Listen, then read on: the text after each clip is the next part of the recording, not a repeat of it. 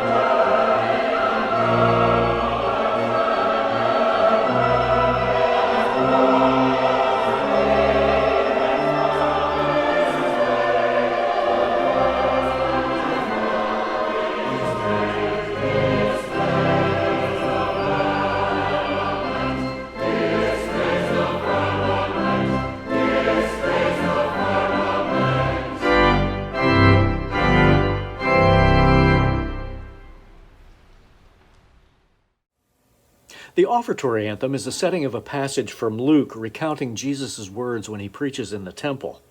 Those words hark back to the prophecy of Isaiah, which is the Old Testament reading for the day from the lectionary.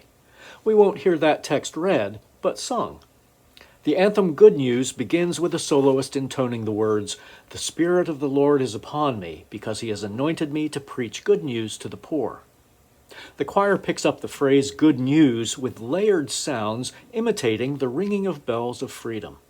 It's a delightful piece by American composer Jane Marshall and culminates with the singing of 2 stanzas of the hymn, "Oh, for a Thousand Tongues to Sing."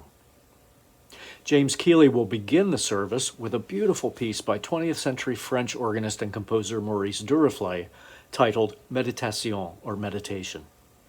And I'll close the service with a rousing fanfare by 19th century Belgian composer and organist Jacques Lemon. Some consider him to be the father of modern organ technique, as he studied in Germany, especially the works of Bach, when Bach's works weren't that well known in France and Belgium. And that honed his keyboard and especially his pedal technique to a high level. He brought that back to his teaching and performing and stunned audiences in France, which later brought him back to teach 2 giants of late 19th and 20th century organ performance, composition, and teaching, Alexandre Guillemot and, most notably, Charles-Marie Widor. Here's the fanfare by Jacques Lemon from a practice session earlier this week.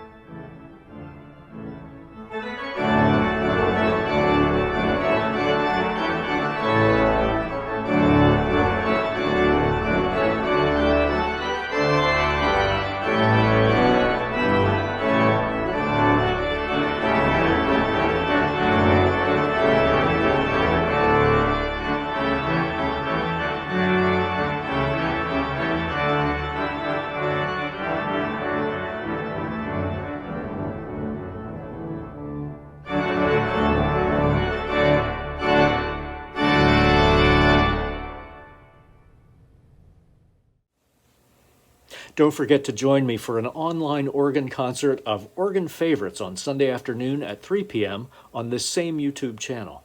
You'll hear a number of pieces I think you'll know, plus perhaps a few new favorites. You'll also have an opportunity to donate to the Organ Repair Fund at Third, which helps keep our 70-year-old Austin organ playing. Thanks again for watching, and I hope to see you soon. Until next time.